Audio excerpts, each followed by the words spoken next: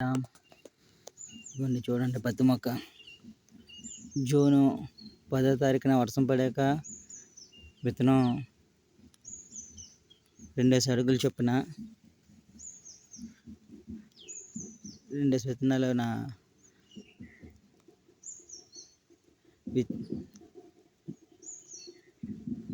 విత్తారు. ఇప్పుడు జూలై 2వ తారీఖుని 2వ తేదీ. ఈ 20 రోజుల్లోనే చూడండి పత్తి మొక్క వర్షాలకి చిన్న చినుకులు పడడం అలాగా పెరిగిపోయింది. అది ఈశ్వరుడు కరుణతో, శివుడు వరంతో వర్షాలు పడడం. ఇవన్నీ ఇప్పుడు కూడా చిన్న తుప్పలు పడుతున్నాయి. ఈశ్వరుడు కరుణతో, శివుడు వరంతో వర్షాలు పడడం, పత్తి అలాగే మొక్కజొన్న కూడా గుడిసెను కూడా ఇంచుమించు ఈ సైజులో ఇంతవరకు పెరిగిపోయి, అలాగే వరినారు కూడా పోసుకోవటానికి వరి విత్తనాలు లొట్టబెట్టి వేసుకున్న తర్వాత జల్లుకొని తెలుగుతో తెరియడం కానీ, లేదంటే రోడ్డుకి ఇనపది ఉంటుంది కంచి, దాంతో ఇలాగ లాగేసినట్లయినా సరే మట్టి వరి విత్తనాలు 2 తెరబడిపోయి కలిసిపోతాయి. అది కూడా చాలా దగ్గర వరినారు మొలక వచ్చింది.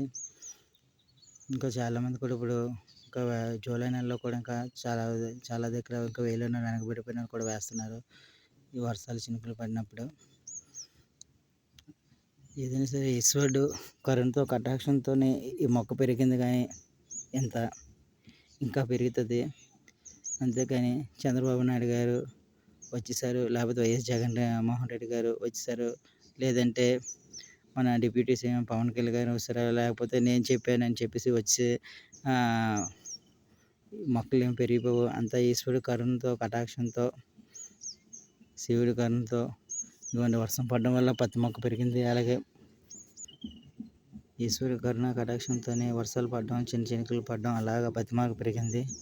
ఇలాగా ఈ జూలై, ఆగస్టు కూడా ఇలా చిన్న చినుకులు పడితే అలాగా పత్తి పెరిగిపోయి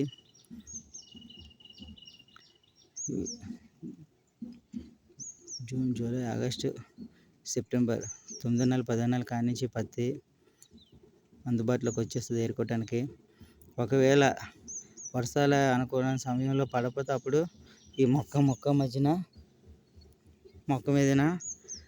మీదకి మట్టి ఎగేసుకొని తాళ్ళు తీసుకొని బోధ తీసుకొని నీరు వదులుకోవడమే, నీరు కట్టుకోవడమే. ఒకవేళ మన దురదృష్టం కొలది వర్షాలు పడకపోతే కొంచెం తక్కువైతే మటుకు నీరు కట్టుకోవాలి. మొక్కజొన్నకైనా సరే, పత్తికైనా సరే, ఇతర కాయగూరలు, ఇతర వ్యవసాయానికైనా సరే మ్యాక్సిమం ఈశ్వరుడు కరుణతోనే.